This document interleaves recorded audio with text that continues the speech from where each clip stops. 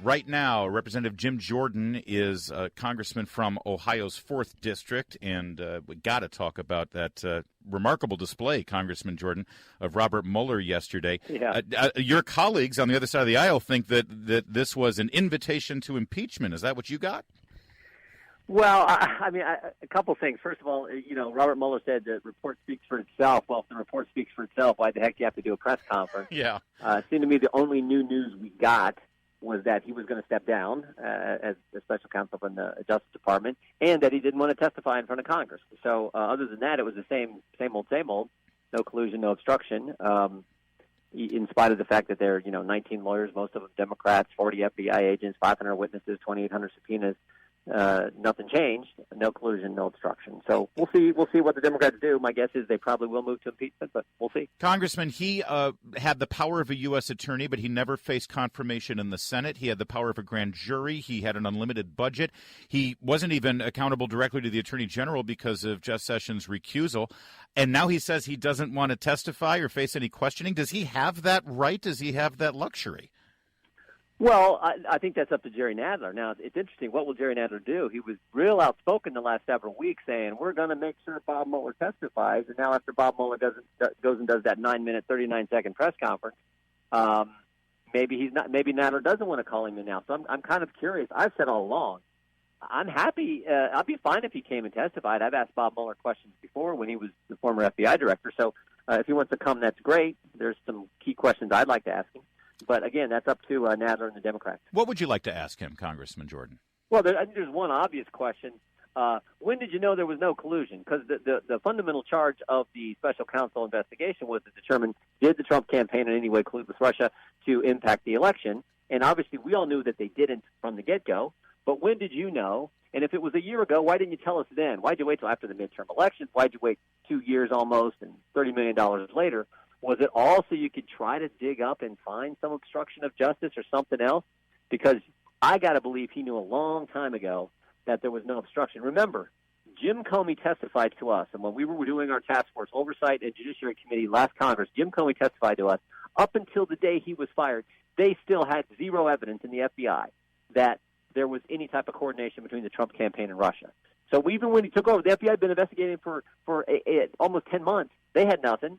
So how quickly did it take Robert Mueller to figure out there was no collusion? And if so, why didn't he tell us when he learned that? Yeah, and clearly if he learned it well before the 2018 midterms and didn't disclose it, that suggests a political motivation. Yeah, I would think so. Our guest is Representative Jim Jordan of Ohio, and you do sit on the Judiciary Committee, which used to be a committee that was, a little less partisan compared to some of the other committees in House. What's the climate like there now? Because, boy, it sure seems a lot different. Yeah, no, it's totally, unfortunately, partisan. The five big key committee chairmen, Ways and Means, Oversight, Judiciary, Intelligence, and Financial Services, they have memorandums of understanding between the chairmen. I've seen a couple of them. They won't make them public for the American people, but they have actual contracts where they say, here's how we're going to, in a coordinated fashion, go after the President of the United States. So it's all about getting the President, and I think when you're solely focused on that, it's difficult to do things that are in the best interest of the country, but unfortunately, I think that's where the Democrats are, and we'll just have to keep fighting for the truth. The good news is Bill Barr and John Durham are going to investigate this, and I think the evidence shows that there was spying that took place, that they were going after the Trump campaign and President-elect Trump and then President Trump. But Bill Barr is going to find out for sure with his investigation. Well, and to that end, I do want to ask you a little bit about that as well, because as that investigation into the investigation goes on, I'm still a little lost. What is, based on your evidence and what you've seen right now, what is it that actually started that investigation into the Trump campaign, which is completely unprecedented and unorthodox? I mean, something big must have happened. What's your understanding? Well, no, they'll tell you it was Papadopoulos, but remember what we just learned in the last 6 weeks. We learned that there was some spy put near George Papadopoulos to interact with George Papadopoulos to try to set him up. This Azra Turk individual, and she was working for, it looks like, Western intelligence.